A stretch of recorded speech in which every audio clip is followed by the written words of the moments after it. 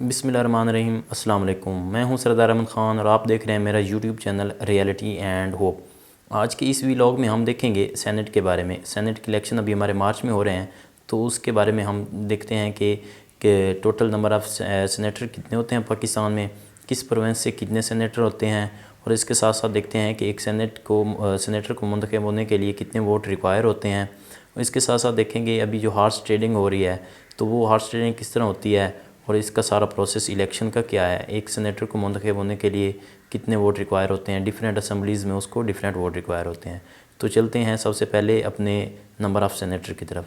तो सेनेट के बारे में हम आपको ये बताते चलें, सेनेट पाकिस्तान में ईवान बाला कहलाता है, और जो भी हमने कोई भी आइन में मॉडिफिकेशन करनी होती है या कोई नया कानून लेके आना होता है, तो उसके लिए सबसे पहले नेशनल असम्बली में जाता है मसौदा।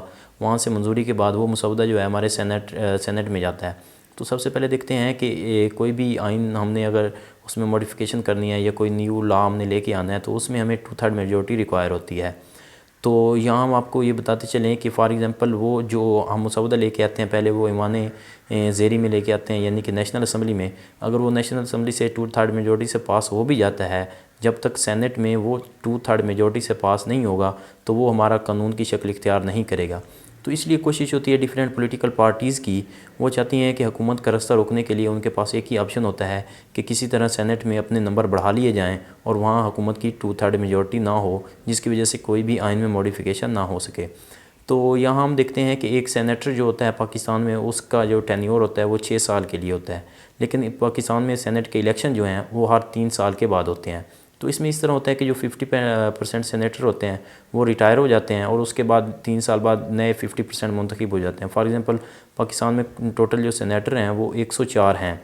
तो उसमें क्या सीन बनता है कि 104 में से हमारे पास 52 जो सेनेटर हैं वो रिटायर हो जाते हैं, और हर 3 साल के बाद नए 52 जो है ना सेनेटर मुंतखब होते रहते हैं। इस तरह टोटल नंबर जो है वो 104 पूरा रहता है, लेकिन हर इलेक्शन जो है ना वो हर 3 साल बाद होता है। लेकिन एक सेनेटर की जो टेन्योर है वो 6 साल होता है।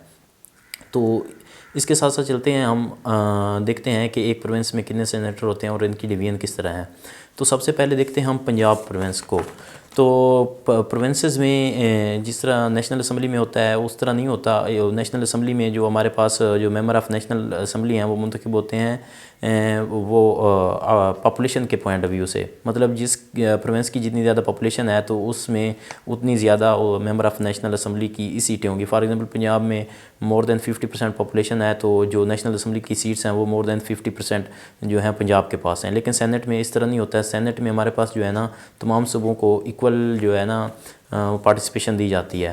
तो इसमें हम देखते हैं कि पंजाब में हमारे पास 23 सेनेटर हैं, सिंध में भी 23 हैं, KPK में भी 23 हैं, बलोचिस्तान में भी 23 हैं। ये टोटल नंबर बन जाता है 92।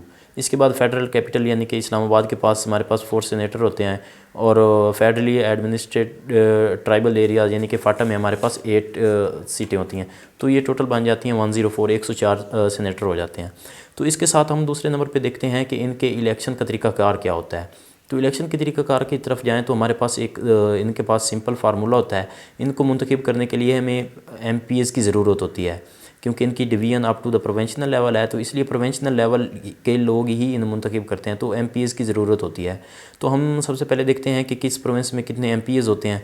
तो उसमें अगर हम देखें तो हमारे पास जो है ना वो KPK में 124 हैं, सिंध में 168 हैं, पंजाब में 371 हैं, बलूचिस्तान में 65 हैं। तो अब इनके इलेक्शन का तरीक़ाकार देखते हैं कि ये किस तरह इलेक्ट होता है एक सेनेटर, उसको कितने वोट रिक्वायर होते हैं प्रोविंशनल असम्बलीज़ में। तो इसकी तरफ चलें तो इसका जो सिस्टम है इलेक्शन का, एक सेनेटर को मुंतखब करने का, उसे कहते हैं single transferable vote system. Single transferable vote system. तो इसका फार्मूला क्या है कि total vote required for a senator is equal to total seats of provincial assembly multiply by 100 over vacant seats of senator, के एक प्रोविंशनल असम्बली में कितने seats vacant हैं सेनेटर की, +1। इसका जो आंसर आता है उसको हम 100 पे डिवाइड करते हैं और उसमें +1 कर देते हैं। तो इस तरह एक सेनेटर के लिए कितने वोट रिक्वायर हैं एक असम्बली से वो हमें पता चल जाता है। तो यहाँ हम देखते हैं सबसे पहले KPK के। फॉर एग्ज़ाम्पल KPK में 124 MPs हैं, total seats of provincial assembly की हैं 124। इसको मल्टीप्लाई करते हैं हम 100 के साथ over vacant seat. For example वहाँ पे अभी जो सीट्स फ्री हो रही हैं वो 7 हैं, एग्जाम्पलीफाई कर रहे हैं हम यहाँ पे। तो इसमें +1 करते हैं, जो आंसर आता है उसको जो है आंसर को फिर हम 100 पे डिवाइड करते हैं, +1 करते हैं। तो इस तरह हमारे पास 16 वोट हैं। फॉर एग्जांपल KPK में एक सेनेटर को मुंतखब होने के लिए कितने वोट रिक्वायर होंगे? 16 वोट रिक्वायर होंगे। इसी तरह पंजाब में मुंतखब होने के लिए अलहदा से रिक्वायर होंगे इसी फार्मूले के तहत। फॉर एग्जांपल अगर हम पंजाब का इसी तरह से देखें तो उसमें क्या आता है कि हमारे पास 371 टोटल सीट्स हैं प्रोविंशनल असम्बलीज़ की। उसको हम 100 से मल्टीप्लाई कर देते हैं, उसको फिर 7 पे फॉर एग्जांपल टोटल जो वैकेंट सीट्स ऑफ सेनेटर हैं वो 7 हैं, तो 7 + 1 कर देते हैं। तो इसका जो आंसर आता है उसे फिर 100 पे डिवाइड कर देते हैं और उसके साथ +1 कर देते हैं। तो इसका आंसर जो आता है हमारे पास पंजाब में एक सेनेटर को मुंतखब होने के लिए उसे हमें 47 वोट रिक्वायर है। तो इस तरह हम देखते हैं कि एक सेनेटर को मुंतखब होने के लिए फॉर एग्जांपल वो बलूचिस्तान असम्बली से है तो उसके लिए उसको बहुत ही कम वोट रिक्वायर होंगे। इसी तरह पंजाब में है तो सबसे ज़्यादा वोट यानी कि 47 रिक्वायर होंगे। तो KPK में है तो उसको 16 वोट रिक्वायर होंगे। इसी तरह सिंध में है तो अब जो हमारे पास है वो इस्लामाबाद, उसमें जो है ना वो member of national assemblies vote करते हैं। तो उसमें टोटल 4 सीट्स होती हैं, तो नेशनल असम्बलीज़ के मेंबर ज़्यादा होते हैं। इसी तरह वहाँ पे ज़्यादा वोट रिक्वायर होंगे एक सेनेटर को मुंतखब होने के लिए।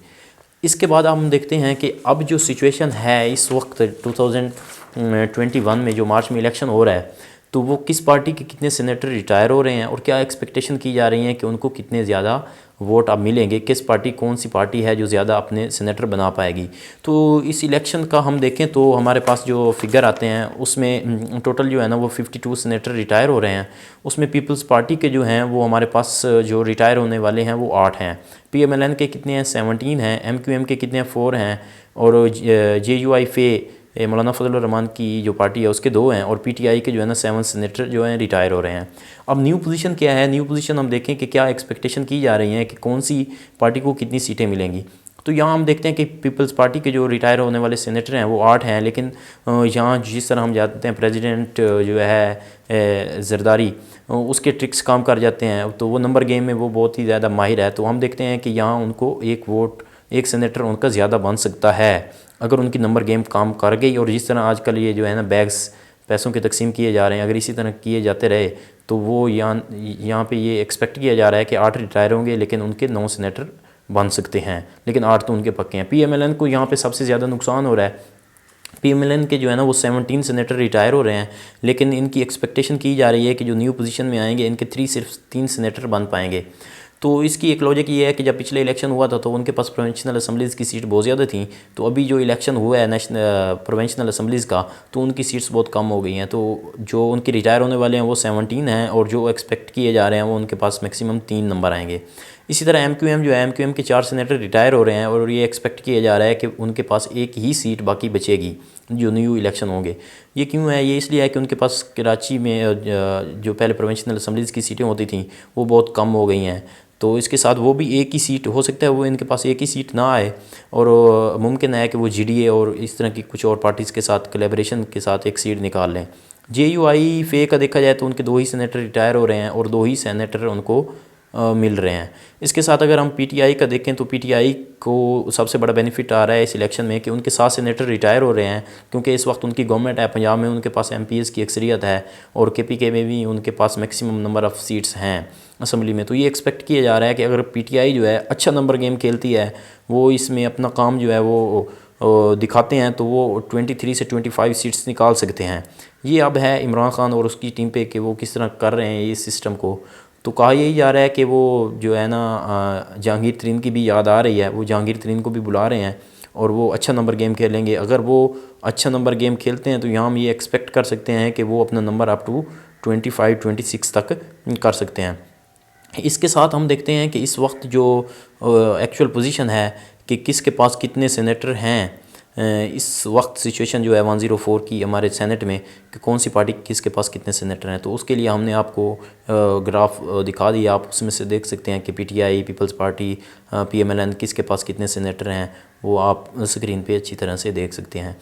तो अब बातें हैं यहाँ पे कि हार्स ट्रेडिंग क्या होती है और क्या सिचुएशन है, क्यों बैग ये तकसीम किए जा रहे हैं और इस वक्त जो पॉलिटिकल सिनेरियो है वो क्या है। तो इसको अगर हम डिस्कस करें तो देखा जिस तरह मुख्तलिफ वीडियोस मीडिया पे गर्दिश कर रही हैं, तो वहाँ से देखा जाए तो ये है कि पीपल्स पार्टी की कुछ लोग हैं जो कि वो इमरान खान को राज करना चाह रहे हैं प्रोविंशियल असम्बली KPK में। वहाँ के जो MPs हैं उनको पैसे दिए जा रहे हैं कि वोट जो है ना आप जो है ना, क्योंकि ये जो वोट होता है सेनेटर एक चेयरमैन सेनेटर को मुंतखब करने के लिए जो प्रोविंशियल असम्बली के मेंबर वोट करते हैं, तो वो ओपन बैलेट के थ्रू नहीं होता बल्कि वो छुप के होता है। फॉर एग्ज़ाम्पल आप जाते हैं, आप बैलेट पेपर आपके पास आता है, वहाँ पे आप किसी भी बंदे को सेनेटर मुंतखब कर सकते हैं, आपकी पार्टीज़ को इस बात का पता नहीं होता। इसलिए वो जो है ना जो मैक्सिमम MPs होते हैं वो पैसे ले लेते हैं अदर पॉलिटिकल पार्टी से और उनको उनके सेनेटर जो होते हैं उनको मुंतखब कर लेते हैं। तो अगर आपको आज की हमारी वीडियो अच्छी लगी है तो काइंडली हमारे चैनल को सब्सक्राइब कर दें और साथ ही बेल आइकन पे ज़रूर क्लिक करें ताकि आने वाली तमाम लेटेस्ट अपडेट आप तक पहुंच सकें। Thank you.